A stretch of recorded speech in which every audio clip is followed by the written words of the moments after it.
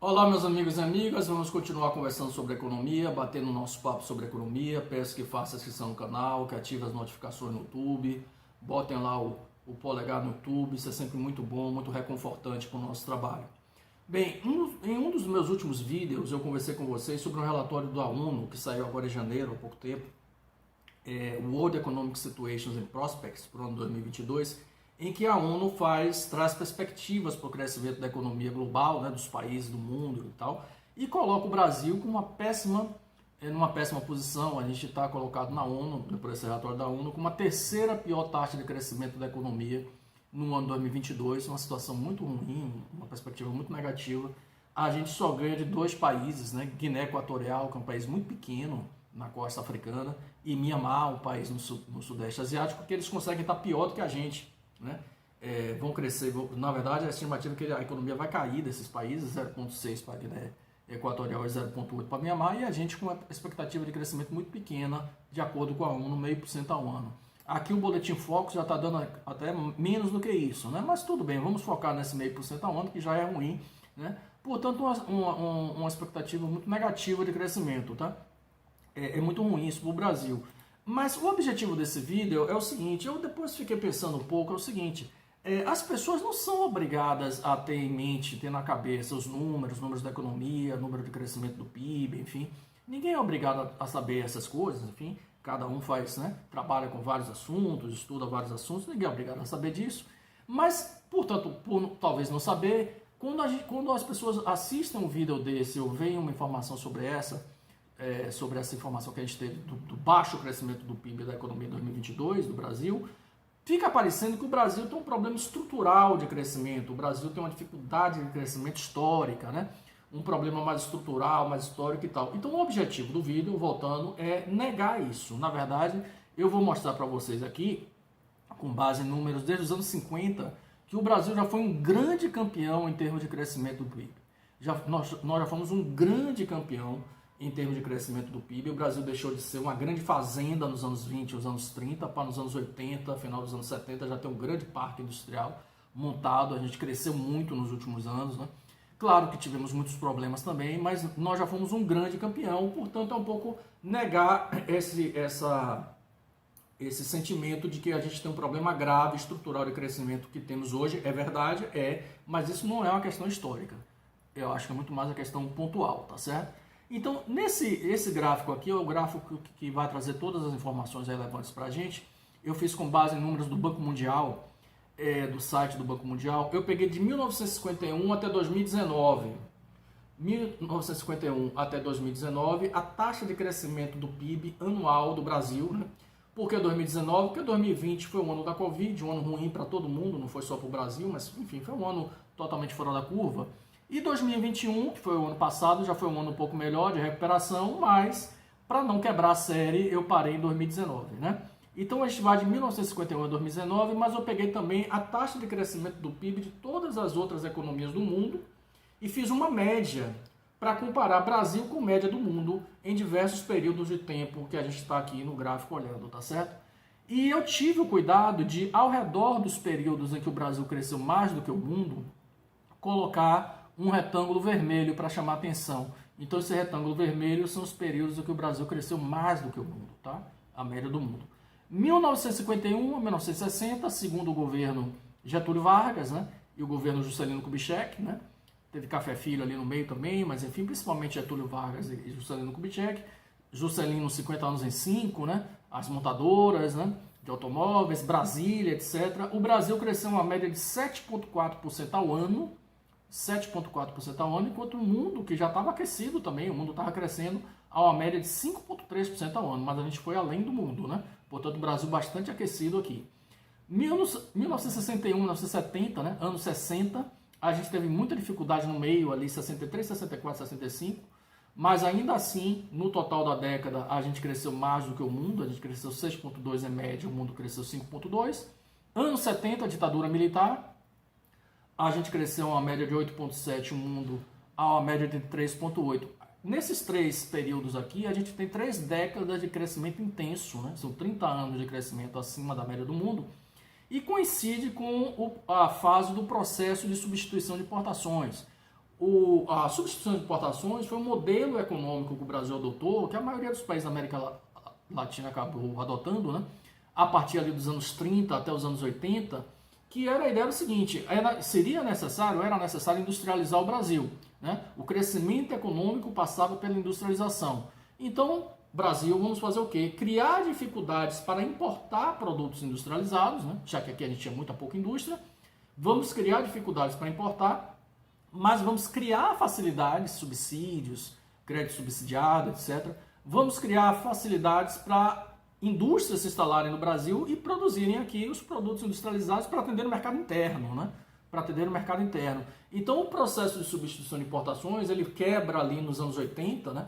Mas nesse período aí, anos 50, 60, 70, é o auge do processo de substituição de importações. A gente era uma economia muito fechada, né? A gente importava pouco, exportava pouco, tinha pouca relação com o comércio internacional, muito focado com a dinâmica interna, né? E foi o modelo que a gente adotou para crescer, mas isso quebra no início dos anos 80. O início dos anos 80, portanto, observe que já é uma fase muito difícil, né? A gente cresceu uma média de 1,7% ao ano, enquanto o mundo cresceu 3,2%. Então, os anos 80 foram muito complicados, né? Porque foi uma década de hiperinflação, né? Com estagflação, desemprego muito grande com hiperinflação. Os planos econômicos que não deram certo, né? Plano Cruzado 2, Plano Verão, Plano Bresser, enfim, que não para tentar controlar a inflação e não resolveram. A gente com muita dificuldade para crescer e com uma inflação muito alta também, a chamada década perdida, né? E nos anos 80 a gente levou 10 anos para mudar o modelo econômico, que era o processo de substituição de importações, que eu citei, né? Até nos anos 90 a gente começar com a economia um pouco mais aberta para o exterior, o governo Collor que vai trazer isso um pouco, né?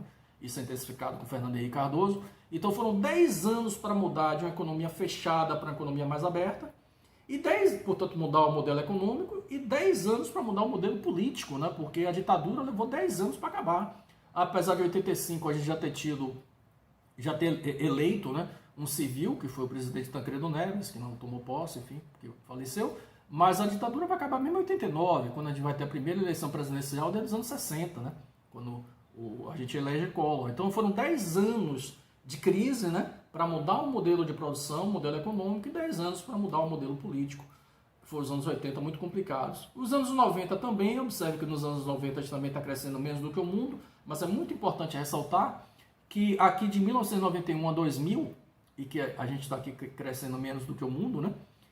A gente crescendo 2,6, o mundo crescendo 3, mas é aqui que tem um plano real, que foi um plano que é um marco para a história brasileira, que é de 1994, e que a gente pega uma inflação aí de 1.800%, 1.500% ao ano e joga para 5% ao ano. Então, apesar de a gente ter tido um baixo crescimento menor do que o mundo, vamos dizer assim, né? A gente conseguiu implantar aqui um plano de estabilização extremamente exitoso, que foi o real. Depois de 2001, 2010, voltamos a crescer acima do mundo, né? Aqui crescendo 3,7% ao ano sobre a média do mundo, que é 3%. 2011 e 2014, a gente ainda estava com uma relativa taxa de crescimento interessante, né? 2,4%, só que ainda um pouco abaixo do mundo, então a gente aqui cresce menos. 2015 e 2016, a grande crise, é aqui que começam nossos problemas, né? Foi a crise de 2015 e 2016, que foi o governo Dilma e um pedaço do governo Michel Temer.